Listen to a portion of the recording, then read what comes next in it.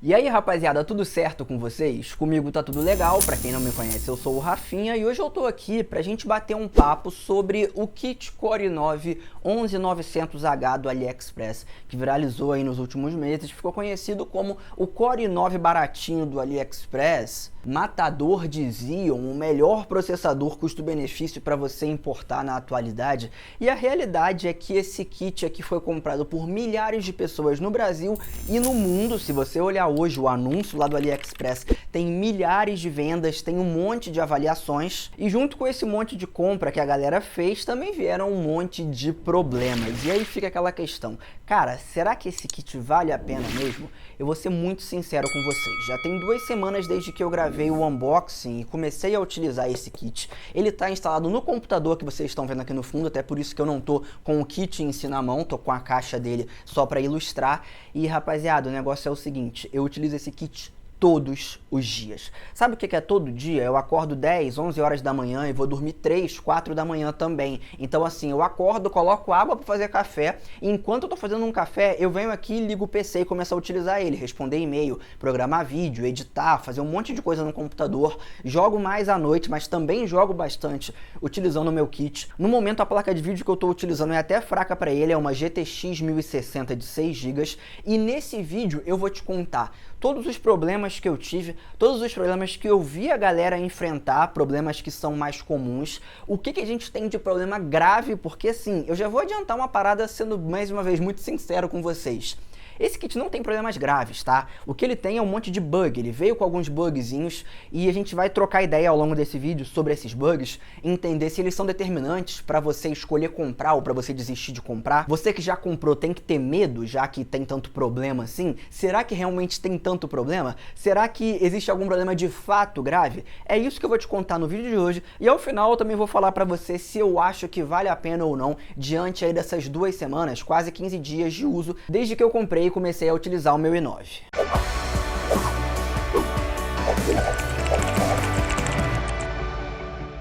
Vamos começar já falando de uma parada simples, mas que é muito curiosa. Rapaziada, quando eu comprei o meu kit, ele veio nessa caixinha aqui, que como vocês podem ver, é uma caixa simples, pequena, que nem cabe tanta coisa. Só que depois eu comprei um outro kit que veio nessa caixa aqui. O unboxing dele vai sair no canal em breve, tá? Em um super unboxing de importados, só que esse vídeo aqui deve ser publicado antes. Eu peguei o kit Core i7 11800H também, né? Pra comparar os dois, pra ver qual que era melhor, pra testar mesmo. Só que eu comprei ele uma semana depois de comprar esse daqui e os kits atuais, tanto de i9 quanto do i7, estão vindo com essa caixa aqui, que é maior, mais robusta, vem com um manual de instruções em inglês. Então isso mostra que o vendedor tentou evoluir de alguma forma ali, entregar uma coisa assim mais explicada, porque naquela outra caixinha que eu mostrei pra vocês, cara, não tinha nem manual, não tinha nada basicamente. Tinha a placa, né, o espelho ali do painel traseiro, uma pastinha térmica que inclusive é muito boa, isso daí é um ponto positivo, tá? A pasta térmica que o chinês manda, que vem numa seringa, eu até tenho ela, tá vazia aqui já, mas eu tenho ela aqui, ó, essa pasta térmica aqui assim, ela é boa, tá, pessoal? Ela é melhor do que muita pasta térmica barata que é vendida no Brasil, mesmo se for prateada, mesmo se tiver uma composição legal, vale a pena você utilizar no seu kit tranquilamente, tanto que eu tô utilizando no meu. Enfim, isso daí era bobeira, vamos falar do kit agora. Como eu disse pra vocês, eu tô utilizando ele já há bastante tempo e eu enfrentei sim alguns problemas, nenhum problema grave. Na verdade, assim, vamos já falar do único problema que pode ser considerado grave e nem é um problema do kit em si. Vocês devem ter visto um monte de gente falar que esse kit ele não aceita a virtualização. Ele não é compatível com, por exemplo, aquela Intel, acho que é Virtualization Technology, né? Com o VMX, basicamente, que é a tecnologia da Intel, que permite que você rode, por exemplo, máquinas virtuais. É uma tecnologia que alguns emuladores utilizam e o kit não é compatível. Ninguém conseguiu fazer funcionar, não funciona de jeito nenhum. Só que se você der uma pesquisada na 11ª geração de processadores da Intel, sejam os i7, sejam os i9, você vai ver que vários deles, de fato, não oferecem a compatibilidade com essa virtualização. Então não dá para dizer que é bem um problema do kit, porque você encontra, por exemplo, alguns notebooks aí extremamente caros com o processador Intel Core i9 11900H que não são compatíveis com a virtualização. Esse é um problema que acontece no kit, mas não está limitado ao kit. Então isso é preciso ficar bem claro para que as pessoas não pensem que é assim. Aí, tá vendo? Não funciona porque o vendedor ele quer passar a galera para trás. Ele está entregando um negócio robusto, velho de guerra, que daqui 6 meses vai dar problema. Não, não é assim. Rapaziada, o kit, ele é até muito seguro. O processador, ele é muito robusto, ele é muito parrudo. E talvez o maior problema esteja na placa-mãe. Apesar dela não ter uma qualidade tão boa ou tão confiável, ela é capaz sim de, em condições normais, alimentar bem o kit energeticamente falando. Ela consegue funcionar todos os periféricos necessários para você ter um PC bem legal. O que eu quero dizer com isso? Ela tem 2 slots para SSD M2 do tipo NVMe. Os 2 slots funcionam, os 2 slots entregam uma velocidade legal, porém, só um dos slots que vai ser geração 4, digamos assim, né? Então ele vai conseguir entregar uma velocidade mais alta. O outro slot, ele entrega uma velocidade mais baixa, que não é ruim, vou ser muito sincero com vocês. Se você colocar um jogo em um SSD no primeiro slot e no segundo, o tempo de loading nos 2 slots vai ser o mesmo. E eu posso dizer isso para vocês com precisão porque eu testei. Tá na tela aí para vocês o resultado de um teste do Crystal Disk, né, do Crystal Mark, na verdade, com o primeiro slot do SSD e com o segundo slot. Os meus 2 SSDs NVMe entregam ali uma média de 3.000 de leitura e de gravação. Então, no primeiro slot vai entregar de fato essa velocidade muito boa e no segundo slot vai entregar uma velocidade inferior. Se eu inverter os 2 SSDs, acontece a mesma coisa. Então, assim, todas as conexões do kit são confiáveis, ele tem um painel traseiro legal, ele tem uma placa de som que é até boa, tá? O chipset de áudio dele é um chipset legal. Outra coisa muito relevante, quando você configura o Windows pela primeira vez, eu já falei isso em outros vídeos, você tem que estar com o seu SSD ou o seu HD formatado com o padrão GPT. O pendrive do Windows, ele tem que estar no modo UEFI, senão não vai funcionar. Eu vou utilizar a minha placa do i7 aqui para ilustrar para vocês, porque a placa é igual, a diferença é que debaixo desse CPU cooler aqui, a gente tem um i7 não um i9, mas de resto é a mesma coisa. Existe esse pequeno problema aqui de um conector esbarrar no segundo slot do SSD. Isso não afeta em nada o seu uso. O que eu recomendo fazer, e é o que eu fiz no meu PC, é colocar um pedacinho de fita isolante aqui assim, só para que esses contatos de metal não fiquem encostando no teu SSD. Se você não colocar, não vai dar curto, tá? Até porque quando a gente encaixa aqui assim o SSD, ele nem encosta de início, só depois de você parafusar bem forte aqui, né, que ele vai começar a encostar. Então, se você colocar aqui uma fita isolante, resolve esse problema. Falando em relação a temperaturas, quando eu utilizei aqueles air cooler, igual o pessoal compra para processador Xeon, sabe? Que ele vai vir até aqui assim, tem 3 fãs, sabe? Porém, funcionando, digamos que na vertical, eu tive uma temperatura muito boa de processador. Ele ficou com uma média de 60 graus, 65 graus, que é uma temperatura muito boa para esses processadores de notebook. Porém, quando você utiliza esses coolers, que a gente chama no popular de low profile, né? São coolers horizontais que vão jogar ar na sua placa-mãe, eles ajudam a esfriar o VRM, né? Que é a parte responsável por alimentar a sua placa-mãe. E a temperatura do VRM, mesmo em um uso muito extremo, por exemplo, se você pegar o Cinebench R23 e ficar executando o teste ali mais longo, de mais de 15 minutos, o VRM não vai passar de 65, 68 graus, que mais uma vez, é uma temperatura ok. Não é o ideal seria que não passasse ali de 55 graus mais ou menos, que é o que você vai ter em, sei lá, uma placa-mãe da Asus com um processador Ryzen 5. Só que o problema mesmo seria se o VRM ficasse batendo 80, 90 graus, e não bate nem mesmo com aquele air cooler porradão. Quando eu utilizei aqui jogando Cyberpunk, que o processador fica usando, sei lá, 80, 90%, o máximo de temperatura que eu identifiquei aqui na parte de cima, bem pertinho do processador, foi 73 graus, o que ainda é ok, mas o ideal é você utilizar esses coolers low profile. Mas no i9, que é bem mais potente e esquenta mais, eu utilizo um air cooler que também vai ter vídeo no canal em breve, da Rise Mode, com 4 heat pipes. Ele custa R$55 na Kabum, é bem barato, e ele consegue resfriar legal o processador. Na hora de jogar jogos bem pesados, eu tenho uma média ali de 70, 75 graus. No stress test do CPU-Z, ele vai aumentando a temperatura progressivamente, vocês podem ver aí assim. Inclusive, ignore essa pontuação que tá aparecendo, porque como eu não tava com o segundo PC montado, pessoal, eu precisei gravar a tela do computador.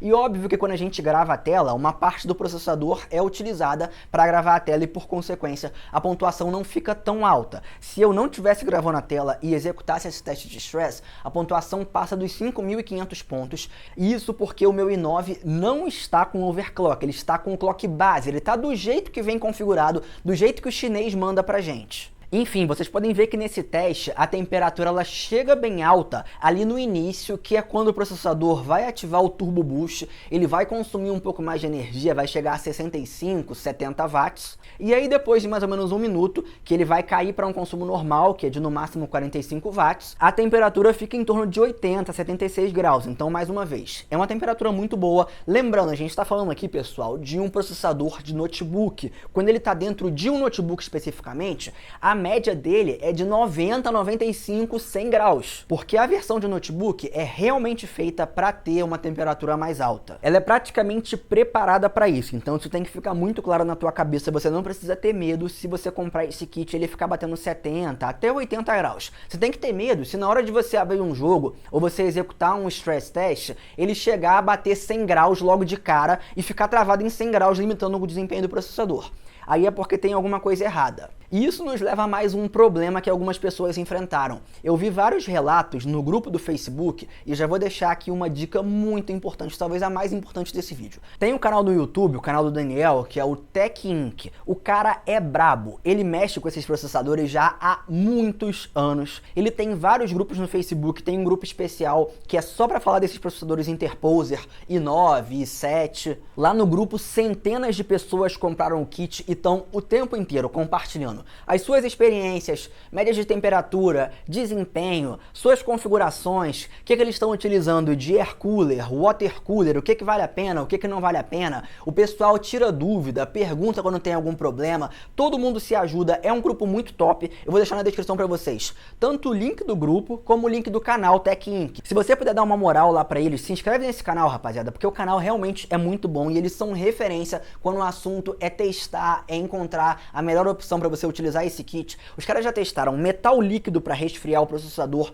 e a temperatura caiu horrores, só que é um procedimento complicado de fazer, então tu tem que assistir o vídeo lá para entender como funciona e ver se vale a pena, porque eu mesmo não vou fazer, porque para mim não vale a pena. Ele já fez live trocando ideia, falou sobre os problemas de uma forma muito mais técnica, digamos assim, do que eu tô falando aqui para vocês. Agora, falando de um outro problema que eu também tive, foi o congelamento em alguns momentos quando eu ia executar testes de estresse utilizando o kit e utilizando uma placa de vídeo. E como eu tô falando aqui pra vocês, eu acho que já dá pra ter uma ideia que o problema tá relacionado a utilizar a placa de vídeo, né? Eu até falei isso no meu primeiro vídeo. Quando eu executava o teste de stress do Cinebench, depois de um tempo, o computador congelava e eu conseguia detectar que era um congelamento do vídeo do computador, não era um congelamento do PC como um todo. Por que eu digo isso pra vocês? Como que eu descobri essa informação? Uma vez eu tive esse congelamento fazendo o teste de benchmark do CPU-Z com as configurações da BIOS modificadas para um overclock. Eu estava conseguindo bater 4.8 GHz no clock máximo do processador. Só que, como vocês sabem, o teste do CPU-Z ele é um teste bem rápido. Depois ali de 30 segundos mais ou menos, ele encerra. E quando a gente começa a executar o teste, o nosso cooler do processador, ele roda mais rápido, você percebe um som um pouco mais alto, porque a ventoinha estava girando mais rápido. E o que aconteceu foi que o meu PC congelou, eu notei que estava girando mais rápido ali, só que depois ali do tempo normal, tipo uns 20 ou 30 segundos, eu notei que o CPU cooler ficou mais devagar. Foi aí que eu notei que o problema não era um problema do processador, era um problema de configuração da BIOS. E tem duas formas de você resolver essa questão. A primeira delas funcionou comigo tranquilamente, que é desabilitar uma configuração na BIOS chamada C-States. Essa configuração ela existe para basicamente limitar o uso do processador quando ele é estressado. E eu não sei por que motivo, mas ela dá um conflito com algumas placas de vídeo, não são todas. Tanto que quando eu executei os testes sem a minha placa de vídeo, todos eles funcionaram, sei lá, 7, 10 vezes em sequência, sem congelar o computador, mesmo com overclock. Esse problema não acontece com todo mundo, tem várias pessoas que conseguem deixar esse C-Status ativado, tem outras pessoas que conseguem resolver esse problema de uma outra forma, que é você indo nas configurações da BIOS, lá na aba de CSM Configuration, você vai ativar o CSM e vai colocar a sua placa de vídeo, a sua GPU, se eu não me engano, no estado Legacy. Eu não sei exatamente por que isso funciona assim, mas eu sei que tem um monte de gente que mexeu nessa configuração e funcionou. Se você tiver esse problema especificamente, assiste o vídeo do canal do Daniel, do Tech Inc, porque ele explicou tudo sobre essa questão, né? Mas basicamente, você pode desativar o C-States ou mexer nas configurações de CSM e colocar a sua placa de vídeo como Legacy, que aí você vai conseguir resolver esse problema. Eu não tive mais essa questão, não tive mais essa situação em absolutamente nenhum momento. E convenhamos, já dá pra ver que isso daí é um bug, né? Isso é uma má configuração da BIOS, porque talvez se o vendedor tivesse testado com uma placa de vídeo diferente, ou tivesse feito um controle de qualidade um pouquinho melhor, ele teria resolvido esse problema, digamos assim. Também tem um outro problema que algumas pessoas enfrentaram na hora de colocar o kit dentro do gabinete. Algumas pessoas iam ligar e ele não estava ligando, ou estava ligando e desligando sozinho, ou não estava desligando por completo, ou não estava reiniciando, e na maioria das vezes o que estava acontecendo era um curto entre o gabinete e a placa-mãe. Dá pra gente ver aqui assim, que nós temos 1, 2, 3, 4, 5, 6 pontos de fixação da placa-mãe no gabinete. Só que essa daqui é uma placa-mãe micro ATX, ela é muito menor do que qualquer outra placa-mãe que eu já utilizei, e na maioria das vezes as pessoas que compraram esse kit, elas já tinham um computador montado, e por consequência você já tinha ali os parafusos do gabinete fixados, né, as porcas do gabinete, na verdade, fixadas. O que acontecia em várias situações era que as pessoas estavam deixando as porcas da montagem anterior do computador ainda fixadas no gabinete, e elas ficavam entrando em contato direto com a placa. Se tu olhar aqui a parte de trás da placa, o que não falta são áreas de contato que podem gerar um curto quando em contato com alguma porca do gabinete, por exemplo. Então o que a galera estava fazendo era simplesmente tirar essas porcas que não eram utilizadas, ou em alguns casos isolar com um pedacinho de fita isolante. É uma coisa muito simples e que resolve o problema, que na verdade não é nenhum problema. Mais uma vez vocês podem ver que seria um defeito de montagem de quem montou o kit, né? Vamos para mais um problema e, cara, eu sei que vai ter um monte de comentários de pessoas dizendo que o problema não é do kit, é de quem ligou ele. Olha só, teve um pessoal também comentando que estava tendo uma temperatura muito alta, que estava batendo 100 graus direto, e assim, pelos comentários que a gente viu, na maioria dos casos foi, mais uma vez, defeito de montagem. Ou a pessoa colocou o cooler de forma incorreta, ou a pessoa apertou demais o cooler e acabou entortando aquela plaquinha que tem na parte de cima do processador. Como vocês devem saber, o processador ele é soldado na placa, então como ele fica mais baixo do que ficaria um processador comum, existe uma placa de metal com um contato de cobre, aí tem pasta térmica entre o espelho do processador e essa plaquinha de metal, vem dessa forma de fábrica, né? E aí na parte de cima dessa plaquinha de metal, com um quadradinho ali no meio em cobre, né? Você vai passar mais pasta térmica para fixar o CPU cooler.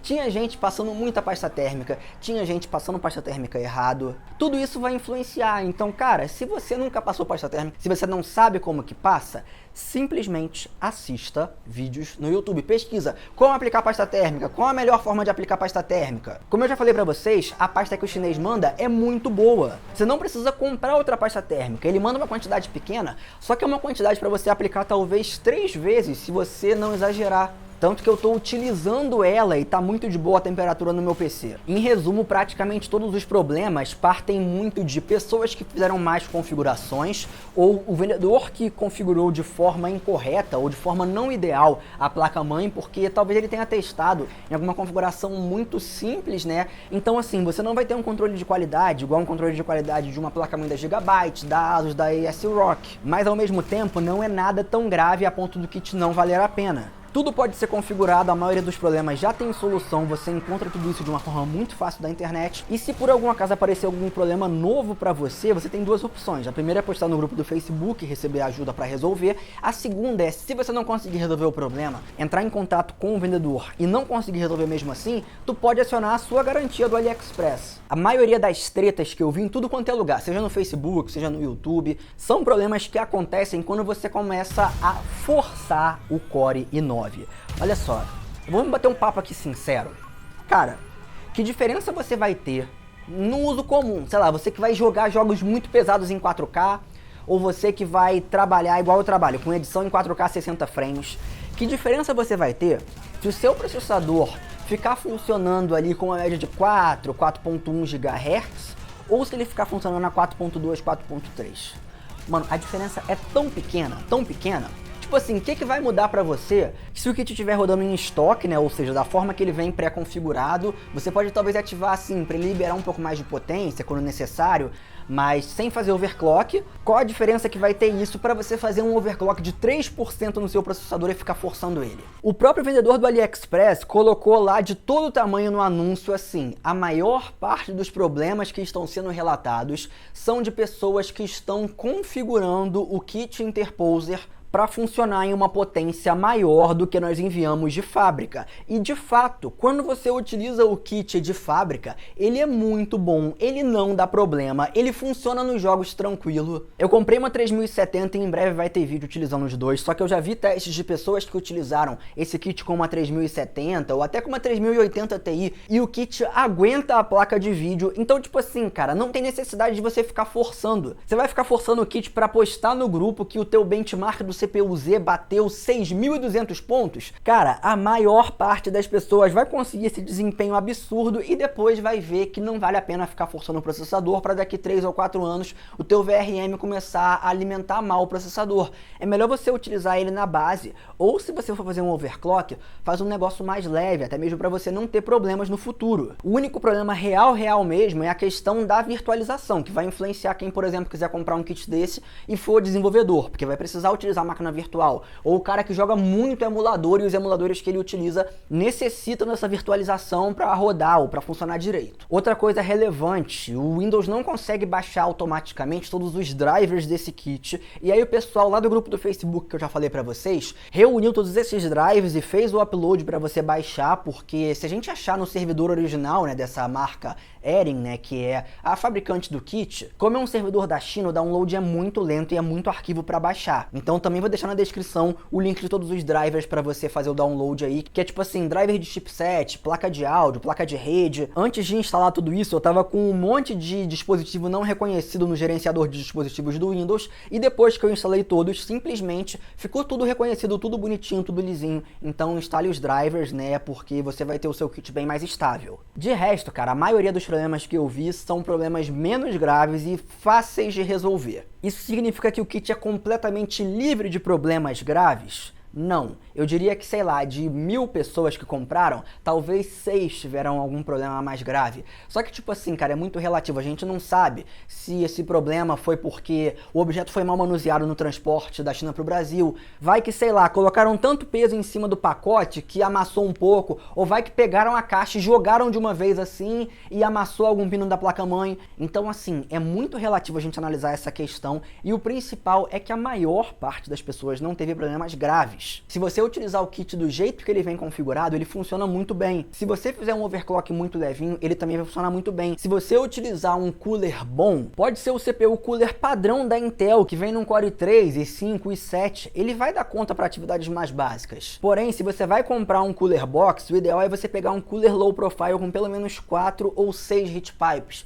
Você encontra bons coolers no AliExpress na casa de R$140. O que eu estou utilizando, que é o Rise Mode X5, eu paguei R$55 na Kabum, chegou em 3 dias pra mim, vai aparecer em breve aqui no canal em um super unboxing de importados. Se você ainda tiver dúvidas ou quiser saber mais a fundo de alguns problemas que as pessoas estão enfrentando, passa no grupo do Facebook que eu já falei pra vocês, porque como a maioria das pessoas que comprou tá nesse grupo, lá é muito mais frequente você ver relatos tanto de problemas como de soluções para esses problemas também. A parte mais importante é você entender que o kit vale sim a pena comprar. Se você vai jogar, ele é um kit sensacional. Se você vai editar, ele é um kit sensacional. Só tenha em mente que você vai precisar, primeiro, de um bom CPU cooler, segundo, de fazer todas as configurações dele corretamente. O que não falta são canais no YouTube te ensinando isso.